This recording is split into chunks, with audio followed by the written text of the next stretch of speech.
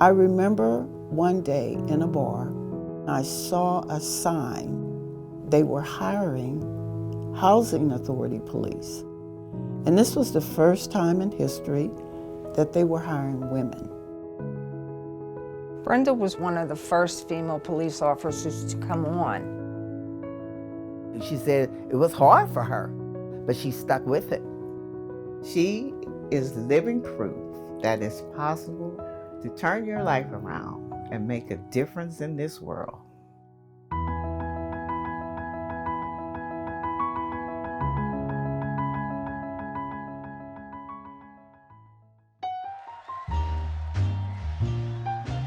Summers were filled with parades every month. Sundays was spectacular. We enjoyed a dinner that was cooked from scratch. Nights we slept on the fire escapes if it was too hot. We all lived in the same apartment. Me and Brenda, we were really close. We were like sisters.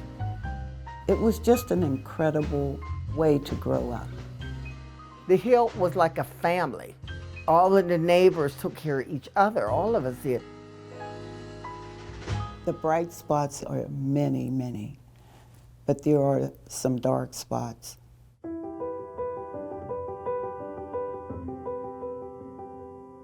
As a child, Brenda was always gone. You never knew where she was. In fact, she didn't want you to know. My dad, he started disappearing. My mother would go into survival. There were people she would send me to get money to buy food. I guess I was no more than about 10 or 11. He was a huge man, over 6 foot. He was very dark complected, and he had one leg. I'd say, Mama need money for some bologna. He'd say, well, you have to go get it out of my pants. He would pull me into him, and I would struggle with him, and I would disappear. I would go to another place in my head. When it was over, he'd give me the money, and I'd leave. I never told my mother. And I never told her because I knew that it was a survival, and I had to bring the money home.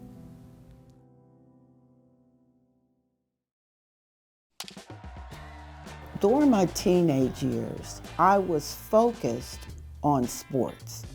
There were a lot of softball teams in the areas, and one of them were sponsored by the Hurricane Bar. Once I would leave the ball field, we would drink. As I transitioned out of being a teen, I started to drink more. And at that time, I never paid it any attention. It was just part of the fun. Housing Authority at that time was experimenting with police officers. And this was the first time in history that they were hiring women. So I took the test. I remember that day. I'm standing in line with a bunch of guys, and we passed this liquor around. We took the test, we passed the test, and we all got hired. When all of us found out that Brenda was going to be a housing police, we were ecstatic. We were so proud of her. The whole community. I spent 5 years with the Housing Authority. In '79, I joined the Pittsburgh Police. In the '70s, the police department was a breeding ground for racism. I'm standing there waiting for them to call my name. They called everybody, and then they left. So I raised my hand and said, I didn't get an assignment. And the sergeant turned and pointed to a door. Go get a broom. She would tell us things, that they would do, trying to get her to give up. But she's not the type to give up.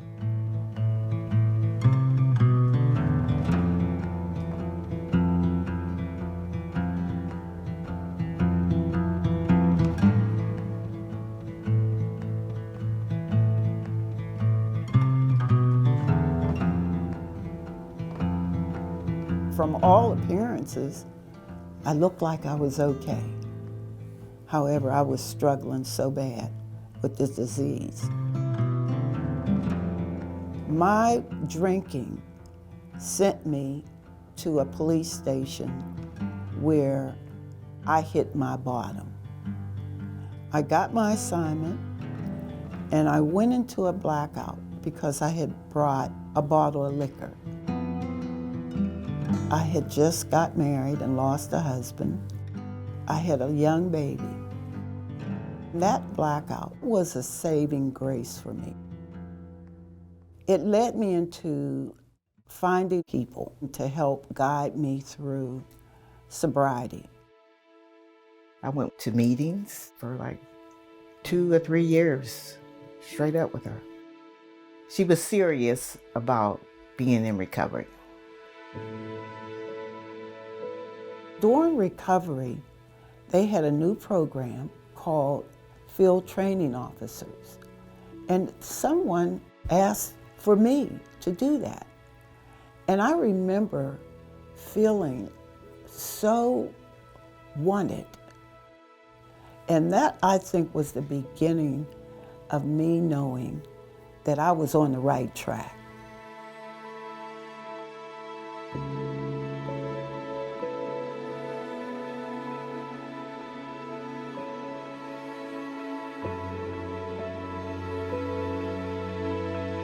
I was assigned to the Witness Protection Program, and we did that in conjunction with the Dignitary Protection. I have been able to guard 3 presidents, and I was on the inner circle of the Secret Service. Look at here. Oh my goodness. I missed you. I missed you too. Marsha Malloy was my partner, and Marsha and I were just 2 characters. We were always doing something that would get us in trouble. I'll do a mistake, ma'am. The biggest reward I got was protecting Rosa Parks. When we met Rosa Parks, we were determined to get a picture with her. I always kept a throwaway camera in my pocket. I'd jump in the car and Marsha's clicking away with this throwaway camera with the flash on it. And Marsh jumps in and I take her picture. So her assistant comes out and we asked, is there any special instructions? And she said, don't let anybody take pictures of her, especially with a flash. Because her eyesight is getting bad. And I had this camera now and it's behind me. And I'm saying, absolutely, no one's gonna get past us to take pictures of her. It wasn't just the good times. There were a lot of sad times too. My 29-year-old son was in a car accident, a tragic car accident, and took his life. Brenda was there for me. Without her, I don't think I could have done it. Towards the end of my career, I wanted to go back to my community as a beat officer, and I wanted to make an impact. I wanted to clean it up. There was activity in that area with drug dealing. Seniors felt threatened, and I realized that, and I went to work in cleaning it up. As a Black female living in this community, I know the community. And what gave me a different edge is I'm a recovering addict. When I left and retired, people were able to move freely in that corridor. And I'm very proud of that.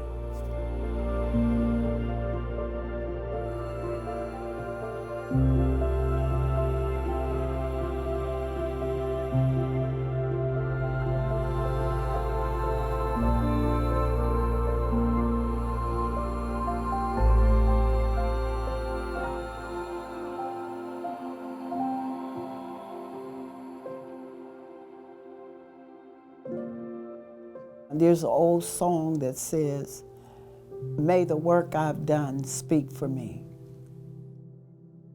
If I left this earth today or tomorrow, I want that to speak for me.